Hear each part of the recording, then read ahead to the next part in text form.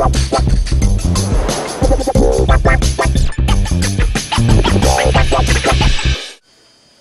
guys, John Rettinger here with a review for you of iMovie 09, one of the key applications in the new iLife suite.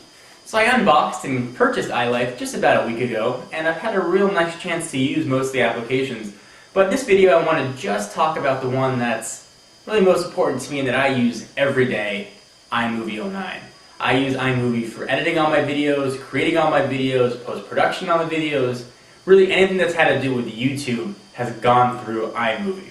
Whether it's been iMovie HD, iMovie 08, or now iMovie 09, I've been using it for quite a while. I think I've got a nice sense of perspective about how the product has evolved to where it is now. When Apple first announced iMovie 09 and the whole iLife 09 suite at Macworld, I was really excited, but cautiously optimistic. So let me share with you guys some of my initial impressions. First off, the key feature for me and the reason I ran out to go get this was image stabilization. If you guys are not using a tripod or doing a lot of handheld action, or your grandma is recording your video and she got the shakes, image stabilization is really going to be for you. And I gotta say, it works as advertised. The only caveat that I have with it is that it takes a ridiculously long time to render. To stabilize a 5-minute clip could take you a good 25 minutes to a half hour, so be prepared for that. I did a little bit of research on it, and it appears that the program actually re-renders the video pixel by pixel, which I guess it makes sense that it takes so long. It's a very impressive technology, and I consider it to be a pro feature that Apple included in a consumer application. So really kudos to them for that. It really, again, works as advertised and came away extremely impressed. If shaky camera is something that you experience, iLife 09 is a reason to go out and get it, just for that feature alone. Absolutely fantastic, and I couldn't be happier with it. So the other features that Apple's touting is the Indiana Jones style maps, which I'll probably never use, and you guys maybe will use once or twice. Not that helpful.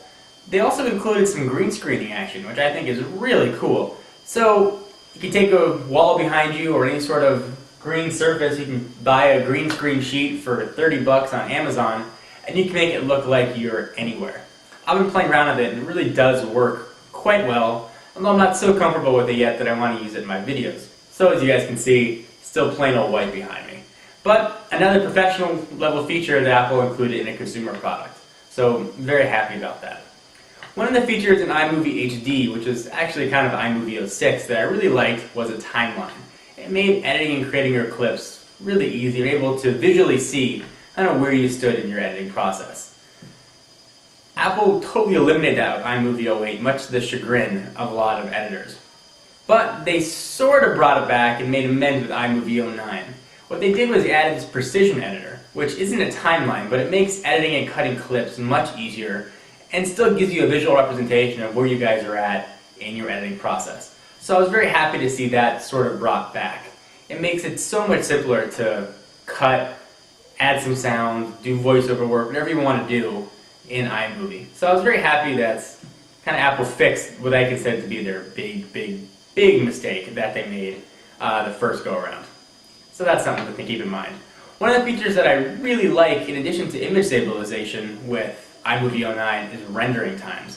When I used to use iMovie 08 to import videos, it'd import quickly, but then it would have to create thumbnails. And it would take forever to create the thumbnails. A 5-minute clip, it could take sometimes 10 minutes to create the thumbnails. Apple has half that. So now, 5-minute clip, 5 minutes. It's almost an exact correlation for how long your video is. So that is really nice to see. Not that I'm that impatient that I can't wait an extra few minutes, but it is nice to have your time back that you can spend editing your video. So guys, overall, if I had to rate iMovie 09 on a 10 scale, I would definitely give it a solid 8. If I had to compare it with iMovie 08, it would be a 10 off the charts. iMovie 08, I think, was just not the best product. But that being said, if you're happy with your current iLife suite, if you're happy with HD or you're happy with 08, I don't see a compelling reason to go out and run and get iMovie 09 and the whole iLife suite. If image stabilization is important to you, if you want to fool around with green screens, or if the rendering times are tedious to you, those are the few reasons I would say go out and upgrade just for iLife.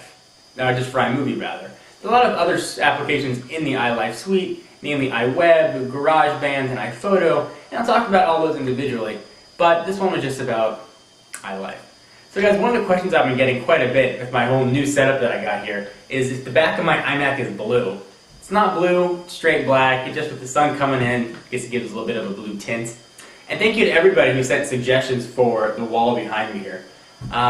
Toying around with a lot of different ideas, a lot of different pictures, so you may see things cycling in and out. So give me your impressions, or whether or not you guys just like the straight up white. You know, it's up to you. So it's up to you what you like actually, since these videos are just for you. For exclusive content, be sure to follow me on Twitter at twitter.com/John4Lakers. Got a lot of really exciting stuff coming up, some giveaways, a lot of new unboxings. So for kind of first sight at all that, definitely check out Twitter. Alright guys, I will see you in the next video. Bye-bye.